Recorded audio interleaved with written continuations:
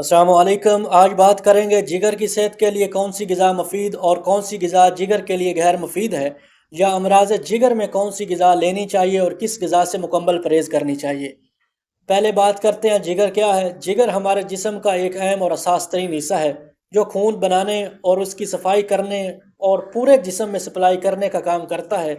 اگر جگر سے متعلق کوئی شکایت پیش آئے تو انسانی مجموعی صحت داؤ پر لگ جاتی ہے۔ صحت مند زندگی گزارنے کے لیے یہ جاننا نہایت لازمی ہے کہ کیا کھایا پیا جائے اور کیا چیز ترک کر دی جائے۔ جسم میں موجود خون کا جگر سے براہ راست رشتہ ہے۔ جگر صحت مند خون کی پورے جسم میں سپلائی اور گندے خون کو الگ کرنے کا کام کرتا ہے، اسی لیے انسان کی مجموعی صحت کا انحصار صحت مند جگر پر ہوتا ہے۔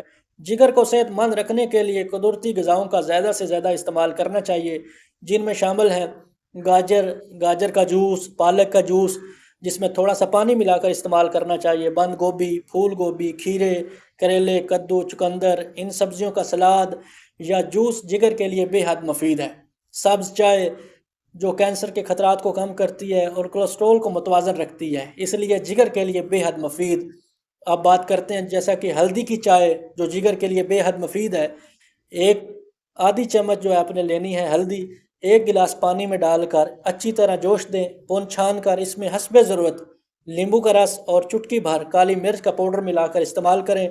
یہ جگر کے متاثرہ پٹھوں کو نئے سرے سے بننے میں مدد دیتی ہے اور سوجن کو دور کرتی ہے۔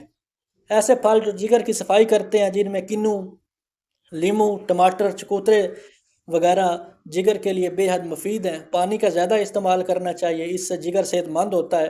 تو اب بات کرتے ہیں جگر کو نقصان کن چیزوں سے ہوتا ہے، یا وہ مریض جو امراض جگر میں مبتلا ہوں تو کن چیزوں سے وہ پرہیز کریں۔ تلی ہوئی چیزیں، ڈبے والی غذاؤں سے مکمل پرہیز کرنی چاہیے۔